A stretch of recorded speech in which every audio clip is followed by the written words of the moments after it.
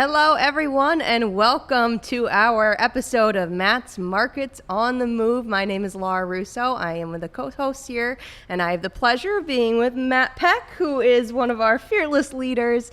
And we have a lot to cover today, but you know what? Most importantly, it's kind of crazy, Matt. We're on the back nine of the year already, and that's kind of alarming.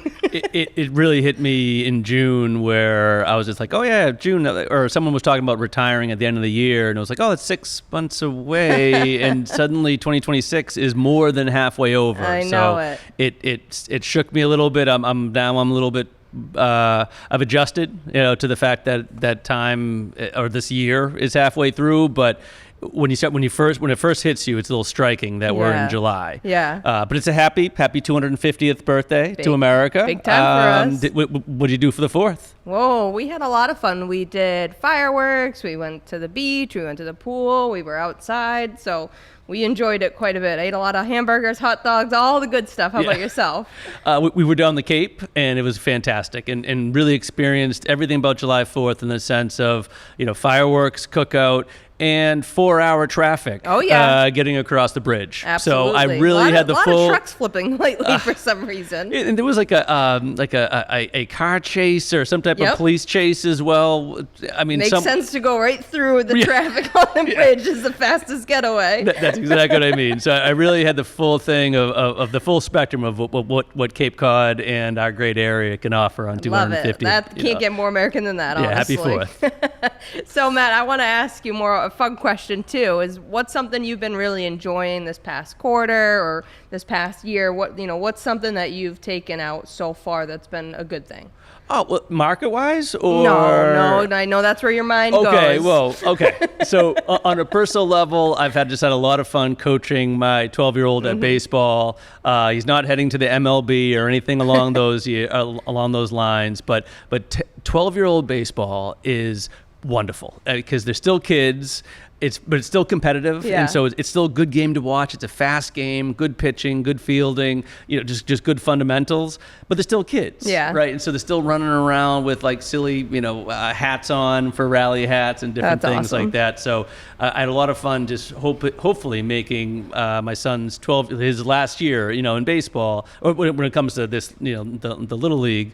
I really hope that I made it memorable for him. So it was memorable for me. Love it. So it really was a good season. That's awesome. I would say for me, highlight has been definitely World Cup. Seeing everybody coming over here and saying, wait a minute, America's not that bad. It's actually kind of awesome. Yeah, 99.99% of us are very, very good people. Yes, I guarantee you. And we can't forget the Tartan Army. Mm-hmm. No Scotland, no party. I think that's been a highlight to see. Oh, I went to the Scotland-Morocco game. It was phenomenal. That's awesome. And I have that chant now permanently in my memory. So you didn't bring your kilt today, though. But you did bring your pink socks. Well, that's ironic. Is that normally, this is our new studio, as I'm sure our listeners are aware of now. But it's like Anchorman, Anchorwoman look, right? So normally I wear my kilts during those times. I didn't want to wear my kilt today, and then lo and behold, we have full body view today. I think that the viewers are very appreciative that you didn't wear your kilt today.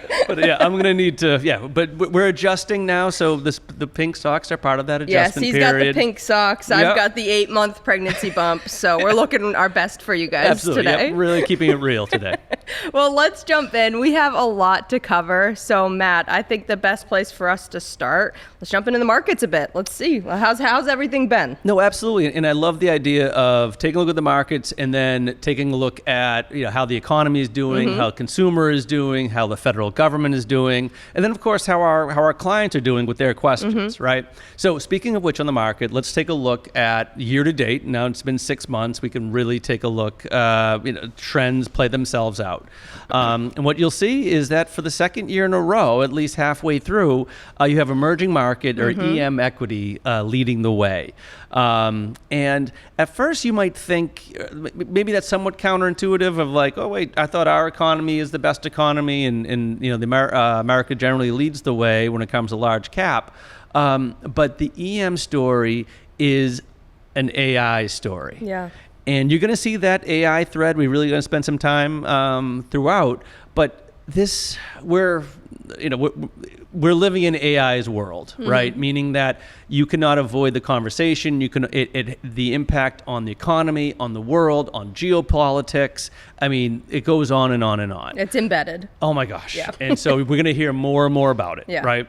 So understanding it, forget about understanding as a technology. I mean, I think we're all somewhat on our own there about how to use it and how to be productive and different things like that.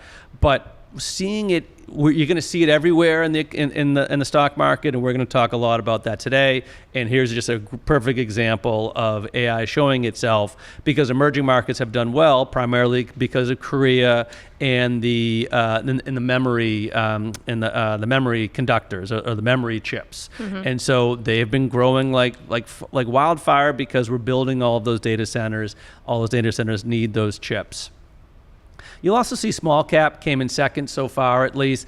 I think personally that was just a little bit of a reversion to the mean, where small caps have been traditionally lower or underperforming when it comes to large cap. So it's good to see that. I mean, it does sort of bounce around if you look historically through or with small cap, which is in that orange. But at the same point, that's kind of where that came up this particular year, is just that mean reversion. Yeah. And then we have REITs, real estate, commodity obviously is oil, and then on down. Large cap coming in at 10%. Here's our solid, kind of white color there in regards to the solid 60-40 or moderate portfolio. Again, 9.3%. Nothing to scoff at. Yeah, exactly. Yeah. Nothing wrong with that. And a nice kind of balanced or stable ride. And then you have high yield, cash, and fixed income. A lot of the questions that we had from clients was about inflation, and we'll talk about inflation as well as the federal deficit and debt. But those are the concerns that really impacted bonds this year, is that if interest rates go up, which would be necessary in the case of a inflationary environment, or would be in the case of a high borrowing environment, if that interest rates helps sort of that raises interest rates, right, which is bad for bonds. So those concerns obviously were a big part of the reason why bonds underperformed, or at least were the least performing asset class this particular year. Yeah, and to kind of segue that, so now we've got that aspect, but we also have a lot of clients asking about, well, what about the market itself and some dips. So have we seen any dips? Less the chips, unfortunately. Right. Although we are talking about semiconductor chips, so yes, we will be mentioning chips enough today. But we love this slide only because it just points out the historical volatility that is in the stock market, right? Where, this year was the Iran war, which brought it down to 9% drawdown, but we're still at a 10% rate of return, year to date. Last year was the Liberation Day and some of the impact that happened there, and then 8%, 10%. So even during this great run that began in late 2022, or call it 2023 on, you are going to have the market drops, and you're going to have the double-digit corrections and different things along those lines. I think a lot of it, when it comes to the portfolio construction, is smoothing out these for the average investor, right? I think some people they don't mind the ride. They can somehow click that off and really have a high risk tolerance. But if you don't, or you can't have a high risk in your portfolio, you can still construct it in a way that allows you to capture a fair amount of the gains without experiencing the nerve wracking and then the white knuckling times, right? And so it's just long story short with this slide is that market volatility is a feature of the market, not a bug. And so it's good to almost, see it and know, like, okay, even if it goes down, chances are it's going to come back and have a pretty good year. Absolutely. Yeah, okay. Absolutely. And part of the reason why it is continuing to come back here on the next slide about the valuation is that we're not too pricey, right? We're not over the top. Like, it did come down, you can see, to that standard deviation. So generally speaking, the market will stay in a certain range and will sort of correct itself. The market gets ahead of itself. It looks to the future. It looks to say, hey, where we're going to be in 6 months. and can revert pretty quickly to fear, or to say, oh, we might be a little bit off. Let's re-rate kind of where we are, and then sort of then we'll go up from there, right? And this particular side kind of shows that where once it gets to a certain point, it can come down, and then it will sort of like, generally speaking, stay within a certain range, or at some point it will correct to get back to that at least historical range. That being said, if you look at the sources of earning growth, this is really the slide I wanted to highlight the most. We should park here for a few minutes, right? Yeah, because I mean, another theme that we've been talking about, and we'll come back to, is what's called the K economy. And we have a great slide later on about some of the data behind the K economy. But what the K economy is that you have, on one hand, like the business owners and equity owners and some of the high net worth doing really, really well. And then you have a lot of people that aren't doing so well, okay? And a majority, at least percentage-wise, of the people that feel like they're struggling to make ends meet, or feeling tight, or feeling, seeing people that do really, really well, like we just minted our first trillionaire, which is striking, right? It's a headline. And so, but a majority of people aren't feeling like trillionaires, guaranteed, right? So, but then they look at the stock market and they're like, how is this possible?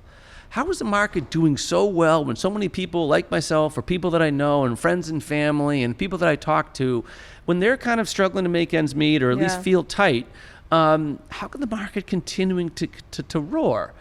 And this is your answer, right? Earnings growth, profit margins, things along those lines. On the right-hand side, you see the profit margin. The 2026 profit margin was 15.1%. That means that the margin, that's how much average profit that all of these companies are making. That's what's going to their bottom line, that they're now reinvesting or sending back to equity shareholders, via dividends or whatever that may be. That's a huge margin, and you can see where it is historically, meaning that even if we slow down a little bit growth-wise, right?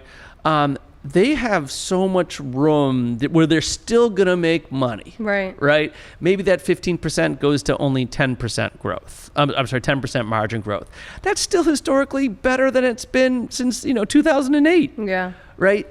It just shows there's so much room for error and so much profit margin that it shows why the market will continue to sort of buy the dip, or it will recover fast, because all the corporate America is doing very, very well, and historically well. And if you look on the little bar chart on the left, it talks about the projected growth. It's projected to grow 17% in 2027 and 15%. So I mean, like, not only do we have great profit margins, it's expected to continue to grow that profit margin. So valuations and profit margins is what drive the market, drive the stock market. Maybe not the economy, maybe not your checkbook, maybe not, but certainly this is the foundation. This is the backbone. Yeah, and why, when, again, we're going to have geopolitical issues, we always are going to have whatever it may be. You're as of right now, of course, as of this recording, when you see this type of strength, this is going to allow the market never really to fall dramatically, because companies are still making money hand over fist. Yeah, absolutely. Okay. And then this is obviously, the next up is AI, as we talked a little bit about it earlier.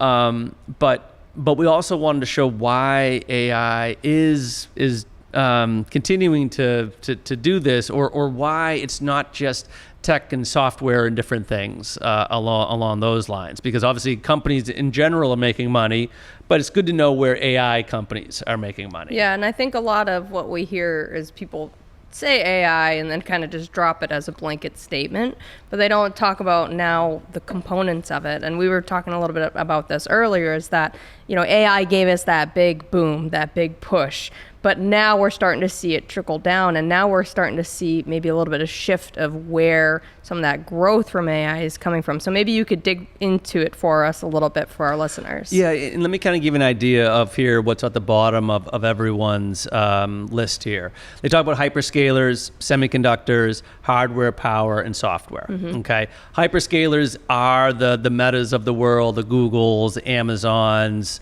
really the Mag 7 in general. They're the ones that are spending they're the ones that are spending this money and cutting checks, right? To build out and to own and to eventually rent out these data centers. The semiconductors are the chips that kind of go into the data centers, and then surrounded by the hardware, kind of like semiconductors then eventually become the hardware. Okay, besides cooling, because a lot of these data centers and AI sort of backbone and infrastructure needs cooling and fans and different things along those lines. So a lot of industrial are part of that. Then power. How do you power it? Right, that's why nuclear is sort of coming a little bit more into vogue for other reasons too. But that's one reason. The utilities are part of that. And then last but not least, on the right hand side, you have software, which is thinking companies like ServiceNow or other subscription software companies that just kind of run on all of this information, right? And so those are the companies, or sort of the industries that are all AI, or I would say specifically, not even AI adjacent. All right, I think the world's AI adjacent. This is specific to where we are. And a couple of things stand out. Number one, on the right-hand column, or the right-hand graph, the semiconductors, as you can see, had a crazy year. I think it's indicative of the more and more the build-out that's happening. Yeah. I mean, the hyperscalers on the left-hand side, is to jump back to them. I mean, they've literally said that they're willing to overspending or underspending is more of a risk than overspending. Which has been a big question for people. It's like all of them. They're spending so much, but why and how and the backing. And this is it right here. Well, and here's where it's all going. So on one hand, it's kind of interesting because, all right, the companies like, Facebook and Google were making all of this money, and they were sort of, and that's why they were growing, why the Mag 7s were growing recently, like over the past 23, 24, 25, was that they were making money hand over fist, right? And then they weren't, they weren't necessarily spending it as much back then as they are now. Right. So now they're taking all the money that was originally being made by the Mag 7s are now being sent elsewhere. Trickle down. Yeah, exactly. So it's going to the semiconductor. So it's going to the Microns of the world and the emerging markets like Korea, who makes a lot of chips, and Taiwan and whatnot. And it's going to the hardware companies like Dell, who puts a lot of this together, as well as, again, some of these cooling and more industrial companies. It's going to the power. It's going to the utilities. So now all that money that was originally sort of staying at the Mag 7 is now going back out to the industry. And you can see everyone on the right-hand side is still growing their earnings. Left-hand side talks a little bit about the difference about what it will, and actually let me show you. So you see that negative 5% over there on the hyperscalers.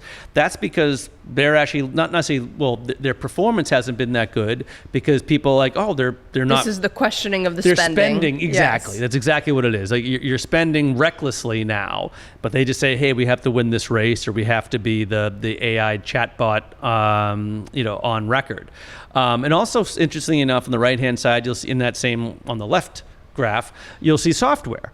And software is getting clobbered now. And that's because they think that AI is going to eat and just sort of eat up software, where people are just going to have, one guy who knows how to use AI really, really well will be able to come into any company and just say, oh, you don't need Microsoft Office. Me and my little chatbot here are going to build out an email system for you, or a CRM, or like a database for you, or a market research assistant. We're going to do it for you. And so now money that was going to the Morningstars and some of these other CRM or database companies They're like, they think they're not going to make as much money because it's going to become revolutionized. So why software, has been losing its value. So it's just seeing it play itself out, as a casual observer or a professional observer is just really fascinating because, as you said, Laura, the trickle down effect. Yeah. Right.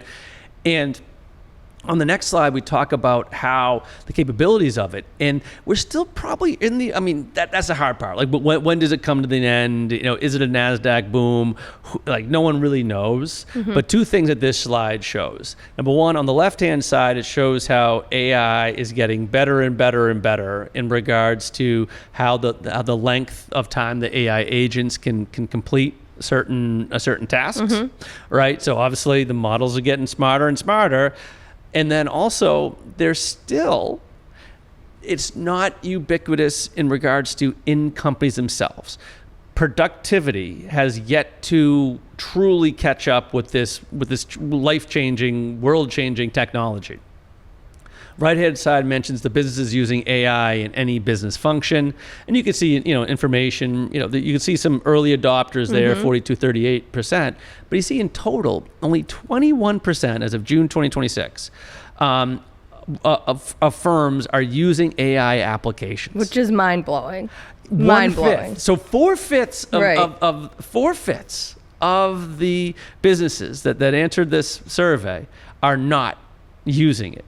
So there's still a lot of adoption and so that's why they're spending Yes. because I'm sure they see graphs just like this to say, look, we have to have the capacity when people start to use it more. Right. And seeing the top two, information and professional and technical, are at about 40% use. Yeah. Even more so. These are the sectors that we would think that it would be at 70, 80, 90%.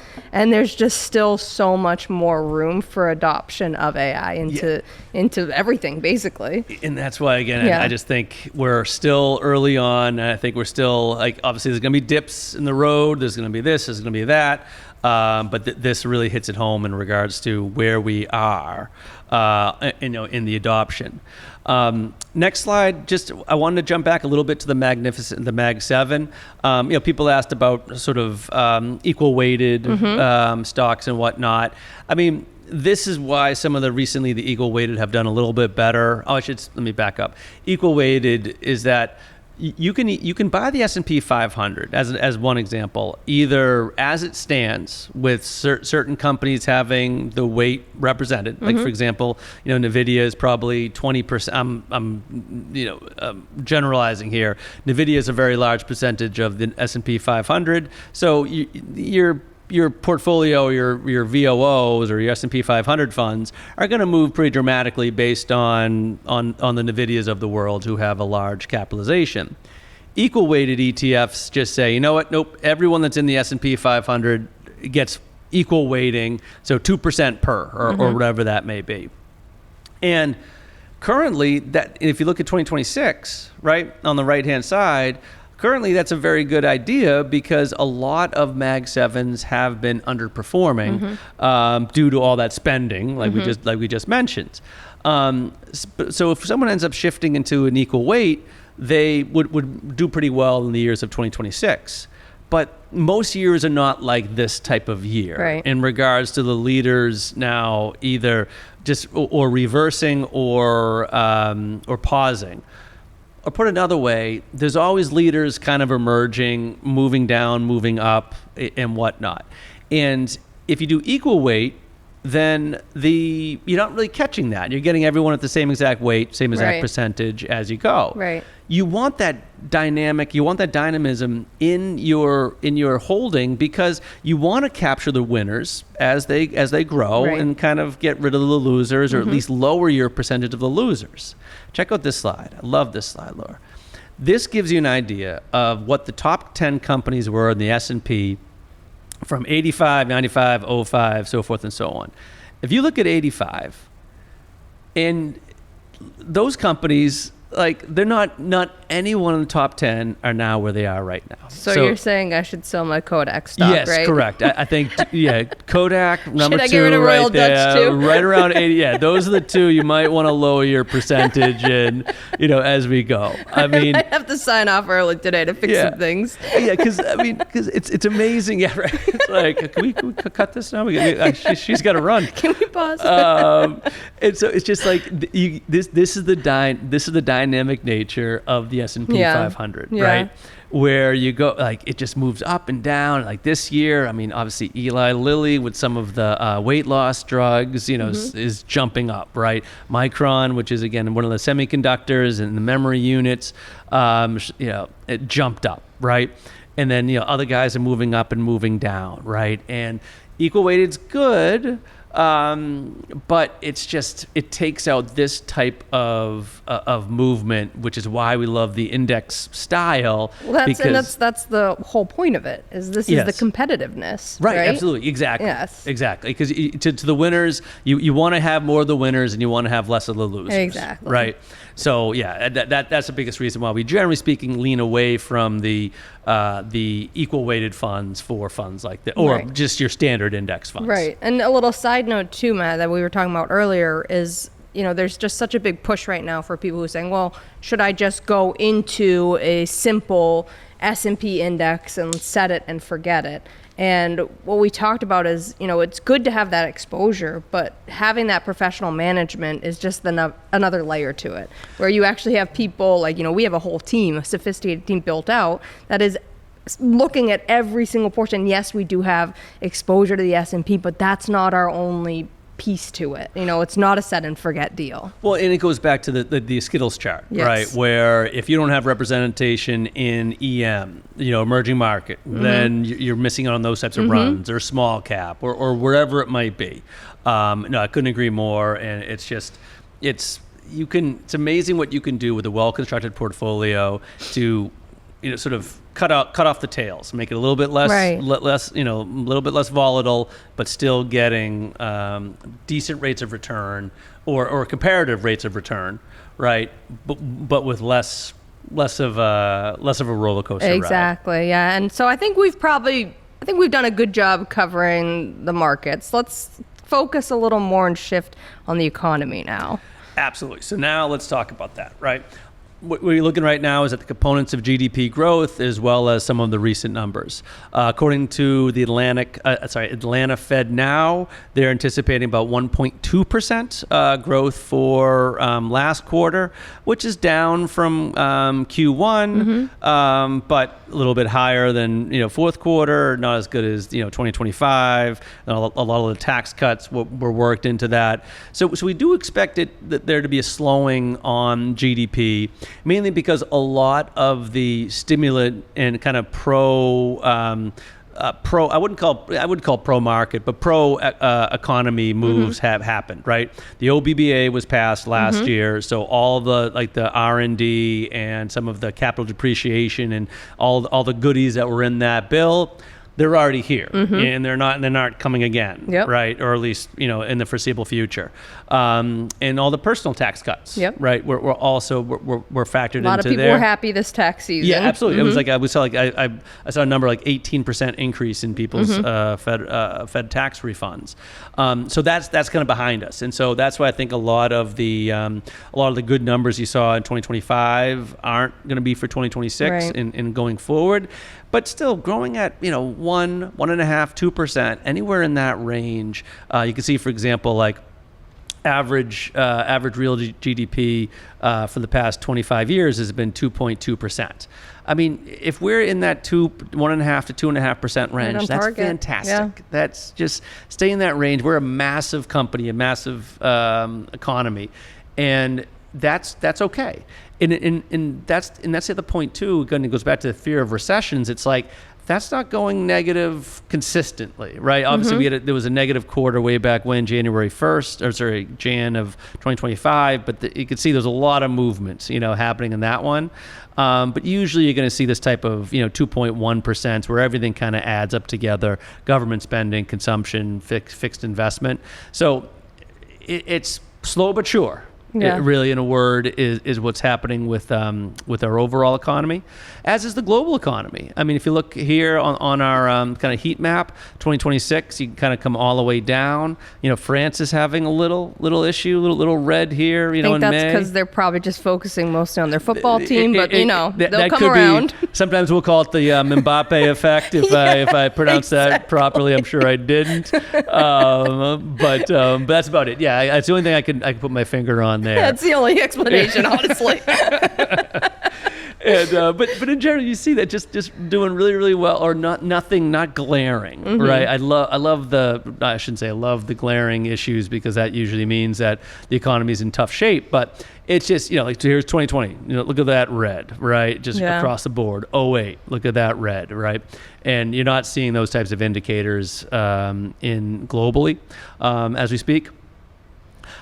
Where it has been difficult, of course, is inflation. On the next slide, we did want to talk about that. Again, that's a component of the K-shaped economy and the impact. And you could just see that it was trending down, kind of bouncing around, and then voila, here comes energy and the gas prices. Yes, we were, and we have a slide a little bit later on. Yes, we are an energy exporter, which is great, which allowed us to prevent the sort of like the closure of Hormuz and some of the geopolitics. It helped insulate us a little bit, but the oil markets are a very, very big market with a lot of moving parts. And so inflation came, but it was energy driven. Right, so you could see that if you've seen that play out, or just with the recent memorandum, or whatever you want to call it, the straits opening back up a little bit, and so we're seeing oil prices come back down, which means that you'll start to see inflation, or you'll start to see the energy component of inflation come back down.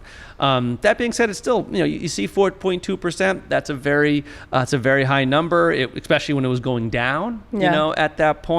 Especially and also additionally in regards to some of the numbers that we've seen before. Right, it's like a bad Star Wars movie. It's like the rise of the inflation. But when we look back and look at 2022, we were hitting 9%. That's a big number. That's not that far back, you know? So I feel like inflation's the one that we're getting a lot of questions on. We're getting a lot of concerns, which absolutely they're valid, but it's an area that we've seen 9%. I think, the 4% is manageable. We want to watch it, but it's not something that's keeping us up at night now. And because we know that it'll take some time to work its way through the system, but this one was very geopolitically driven. Yes. Right? This was due to the conflict in Iran. And so energy is obviously volatile. Like the price of gas, as we all know, is volatile. It's tough because when inflation does, which doesn't show here, is just the stacking aspect of it, where it was 9%, but then it's like then it's 9%, but then also if you add 3% on top of that, now it's 12% over 2 years. And so it's that stacking that really kind of hurts over time. But we know that it's going to come down from here because the conflict is currently, on ice, which is good.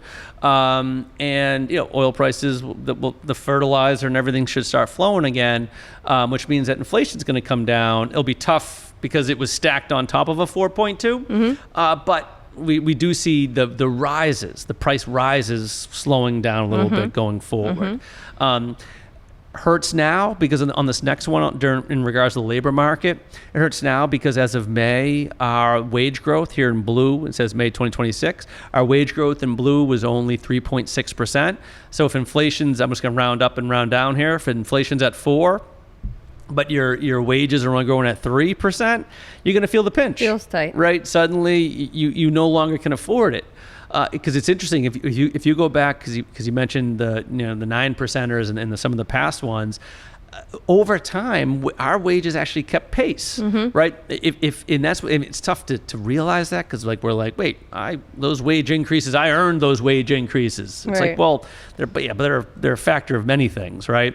But at the same point, that's part of like the anger, I think, is that as long as wages keep up with prices, exactly. It's long term, it's okay. It still kind of hurts because Nobody likes it. Yeah, no one likes it, right? Because people see wage increases Right. as they earned that, where people see inflation as it's just like, oh, this This is happening to me. Yes, exactly. Yes. That's exactly what great way of putting it, right?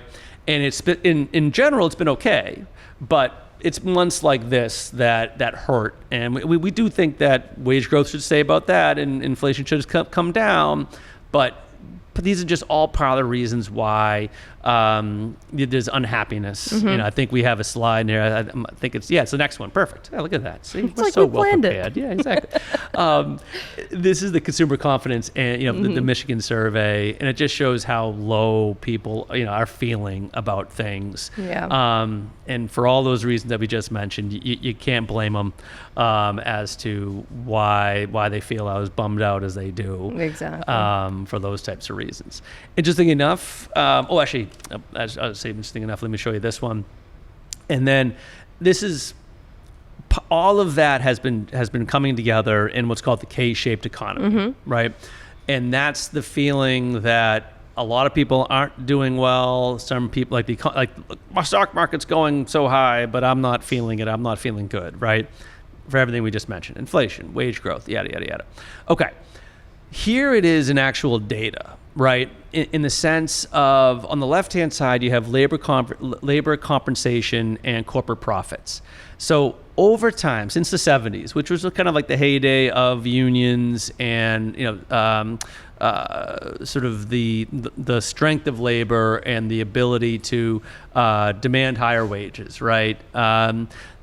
You see there on the left-hand side, and then and below there, you'll see corporate profits. Over time, since the 1970s, you can kind of see what's happening. Labor compensation has come down consistently over time with some spikes here and there. And then the corporate profits, the one that I talked about at the very beginning with that we liked, that's very, very good for the market, has been going up, right? And this is what people feel. This is the data. This is the disconnect that they see the market going up, businesses going up, but I'm being paid less. Right. Right. So again, don't blame them at all. And here's why. Right. And then you have what's called the wealth effect. Right. On the lower right hand column, you'll see net worth growth by income cohort. Okay. Blah blah blah. That's a lot of words. But what it is that the top 20% is in blue. The top 20% of the sort of like of the demographics, their wealth has grown by $48 trillion as of Q1, and so 20% of the world is up to $50 trillion, and then everybody else, all the other 80%, all us Joe Schmoes on the bottom, are only at 20. I mean, look at that discrepancy. Look at the difference, right?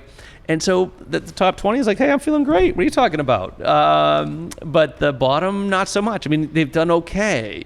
It's not, and that's the thing too. It's not like a lot of people have done poorly, but they just haven't done as well. And it is, again, it hurts, right? And you feel that, and you get frustrated. That's why, interesting enough, when you look fundamentally, the consumer itself is in okay shape, right? If you look at household debt service ratio on the top right-hand corner, we're still much below where we were in 08. I'm sorry, 07, 08. I mean, much better than we were. And even if you go back all the way to 1980, the amount of debt that households have is lower than average. And delinquencies are sort of below average. So people, as I mentioned, they feel it. Now, they're still doing okay. I mean, and that's another reason why consumer spending has carried on. Again, you feel it, you're angry about it, but you're still going out to dinner. Go get your Starbucks. You're going to go out to get your lunch. Right, absolutely. You're going to take that trip with your family. You're going to go to Disney World. But you're going to be mad about it.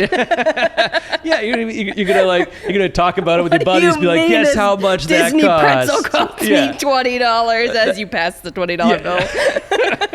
But that's exactly what it is. I mean, you grumble about it. You're not happy about it for all the right reasons. But thankfully, we're still, and thanks for the economy, and thankfully for everything else, we still spend. And then these reasons support that, right? And then I talked a little bit about it earlier, which is the oil prices, just to show you how dramatically they can come down. They've already started to come down on the left-hand side. A couple other things here, but this is really just mentioning about the volatility in oil prices, and we've already seen in the orange how much it can come down rapidly as geopolitical and the Iran conflict starts to wind down, or at least freeze, as I was saying earlier. Okay. And then last but not least, in regards to the overall economy, consumer, government, this just shows the eye that we keep on the on federal spending. And as I said, inflation has a negative impact on bonds because they have to raise interest rates. And then certainly borrowing. If there's a lot of issuance, right? If there's a whole lot of supply because the federal government can't pay its bills and it needs to borrow, if there's a whole lot of supply and not as much demand, well, the interest rates have to come up for supply and demand to meet. That's why they're thinking that higher interest rates are going to be a thing, and obviously that was a concern. And actually, I'm going to show you in a second that it has played out that way, as I said, at least for this year, and why bonds have been bad. But here's why. I mean, perfect example on the 2026 federal budget. If you look at the left-hand side, net interest is now 14%. Like we're paying 14% of every dollar that comes in has to go to service the debt, not new spending or whatever that may be, but just to service the debt. And you'll actually see that in the net interest payments on that top right corner. I mean, it's just when you have a big debt, you're going to have a lot of interest payments, right? You got to pay the guys back. And that's why the net debt on the bottom right-hand side is projected to continue to grow, because we're not really paying off debt. We're just paying more interest. And as we issue more bonds, we have to pay more interest, right? Growth is the hope. Growth is the answer, in the sense that as long as we can continue to grow the economy, and people continue to do well and everything, and they continue to pay their taxes, this will not be a long-term issue. And I think the other reason why it's not going to do an immediate shock without something else happening to the market, because I'm always sort of waiting for the shoe to drop, right? Like, Lord, look at these numbers. We can't sustain this. We have to cut our deficits. And a couple interesting things. Number one is that everyone knows this. This isn't a shock. Everyone knows that the federal government is spending more than it's spending above its means, and there's issues, right? So it's not like a black swan event. Everyone knows that the federal government is this issue. We're a little desensitized to it. Yeah, and it's not a shock. It wouldn't, so like markets respond to shocks. This really isn't a shock. Everyone knows this. And that's kind of the sad part. The sad part is that, neither party seems to really care. And then also voters don't really seem to care. Voters aren't voting out people that are adding to the debt. If you go back for the past 15, 16 years, like, people are getting, no one's talking about, politicians aren't talking about cutting the debt and things like that, and then the voters aren't demanding it. So we don't expect things to change dramatically anytime soon. We hope that they do, just for, obviously, we run a tight ship, here at SHP, no pun intended, and we would like the federal government to do the same. So are you putting your bid in for the next candidacy? I'm not sure if I'm political material. Too many skeletons in the closet. That's a different podcast, all right? But this is something that obviously we keep an eye on and continue to monitor. But thankfully, it's again, not a shock at that point. It does play out, though, as I said a little bit earlier, about on the yield curve, where the interest rates are higher than they were 6 months ago. And so this is where the lighter blue is where interest rates were in 2025 or at the end of 2025, and interest rates have risen this year, and hence why bonds have been underperforming. But this is the type of action that shows that the markets bond market specifically, is concerned about the debt issuance. It's concerned about how much the federal government's spending, and it's concerned about inflation. So all those things are why interest rates are higher, a little bit higher than they were, and why bonds, which move opposite direction. If interest rates go high, bonds go down. That's why bonds have underperformed, because all those risks that we just talked about are priced in. So you see it all here. Okay. And I think that's it. Yeah, I think that's it for in regards to where the where the feds are, where the consumer is, where the overall economy is. So hopefully that helped give a good idea of where we stand. I think so, and I think, Matt, one thing we also talked about is an area that we're watching pretty closely is our new Fed chair, basically. We've got Kevin Warsh in, and it's interesting to see. I think a lot of people assumed he was going to be dropping rates pretty drastically, and it's kind of nice to see the independence there and that, it's a breath of fresh air. So we'll see how that goes. That's an area that we talked about that we'll be watching for the future quarter. Anything else before we jump into a few questions that maybe you want to just highlight that we're going to be watching for the quarter to come? No, I would just to echo the Warsh comment. It was sort of a breath of fresh air. Also, he mentioned a lot of things like task forces, and one of the bigger complaints about the Federal Reserve was that it was looking too much backwards. Like the data that it was bringing in was good data, but it was just it was dated, right? It was 30 months old, 30 days old, 60 days old, whatever that may be. And so Warsh is trying to bring the data sets up a little bit more as timely as possible so they can try to look forward. So it's good to hear, right? Every once in a while, institutions need a good, reset, if you will. And I think he's coming with fresh ideas. And as you mentioned, the independent nature of the board and of his own personal stance was also reassuring recently, at least. Yeah. Now we are gonna just pivot for a few moments and talk about a few questions. What we've tried to do is cover a lot of the viewer questions ahead of time within the presentation. I know a few people did ask about private credit, so would you mind kind of jumping into that for a few moments? Yeah, private credit, it's been sort of in one of the headlines in the news. And so what private credit is when the banks, after 2008, the banks could no longer lend as much because their lending got us into a whole lot of trouble. And so bank lending kind of has fallen due to regulations and due to the necessary need of say, hey, if banks fail, a lot of bad stuff happens. So a lot of the lending then went on to private institutions, non-banks. And actually, we do have a slide on that. You see the private credit on the left-hand side says U.S. bank lending, and you can see it just kind of goes down slowly but surely, right? On the other right-hand side, the global private credit AUM has gone up, and these are all the private companies lending money to wherever the need may be. And it's been doing it for a year. Everything's fine. What happened, though, was in 2022, some of these private credit companies, especially as the industry started to grow as much, they had a lot of money going around. And in 2022, interest rates were very low. And there was a lot of software companies that were out there that were, talking about AI and talking about, about the amount of money that they can make. Problem was that a lot of these companies are now getting consumed by AI, right? A lot of these loans are people that are concerned that a lot of these loans are going to go bad because they were given out in a low interest rate environment, meaning that when they renew, they're going to have to pay a much higher interest rate. And the company that they lended it to, specifically technology, is suddenly, and you saw it on the performance, the valuations of these companies are 20% less than they were, if not more. Added to it is that the private credit has not been through this type of cycle before, right? It's never been through a crunch, like a liquidity crunch. All right, so that's the negatives, or that's the concerns why people are seeing headlines on it. The positive side is twofold.